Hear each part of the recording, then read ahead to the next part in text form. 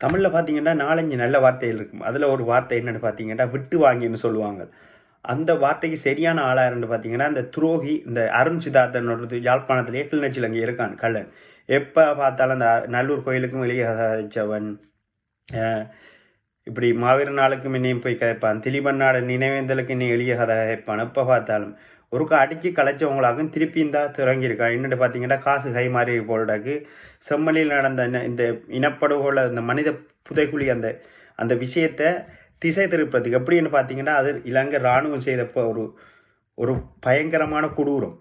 அந்த விஷயத்த புலிகள்லாம் செய்தன்றதுக்கு மாத்துறதுக்கு இவன் எப்படி ட்ரை பண்றான்னு பார்த்தீங்கன்னா, துணுக்காயில போயிட்டு தன்னை கூட்டு குடிக்கிற மனுஷிய கொண்டு போயிட்டு தன்னை இதுல தான் அந்த பொம்பளை சொல்லுது, இதுல தான் தன் அப்பாவையும் 4000 பேரையும் புலிகள் வச்சு கொண்டவங்களாம் என்று சொல்லி புதுசா ஒரு புரளியை கிளப்பி இதை ஒரு பேசு பொருளாக்கி இப்போ அவன் ட்ரெண்ட் பண்ணி கொண்டு இருக்கான். நாங்கள் இதை கதைக்காவிட்டாலும் அவனுக்கு இது எப்பயும் இதை கதைச்சு அவன் அந்த விஷயத்தை நாங்கள் இதை கதைக்கக்கூடாது இருந்தாலும் இவன் இல்லை, இதை கதைச்சு தான் ஆகணும். ஏன்னு பார்த்தீங்கன்னா ஒரு புதுசாக ஒரு புரளியை கிளப்பி இவன் புலிகள் தான் இந்த அந்த செம்மணியில் நடந்த இதுகளுக்கும் காரணம்னு சொல்கிற மாதிரி தான் இவன் கேம் போய் கொண்டிருக்குது.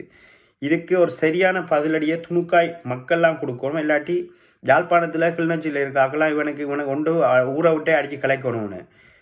இப்படியானவங்களை உண்மையாகவே ஒரு அடுத்த ஹெர்னா வளர்ந்து கொண்டு வர அடுத்த ஹெர்னா அடுத்த என்ன என்ன என்ன பிரச்சனைக்கு அடுத்த ஹெர்னா வளர்ந்து கொண்டு வரானோ தெரியல.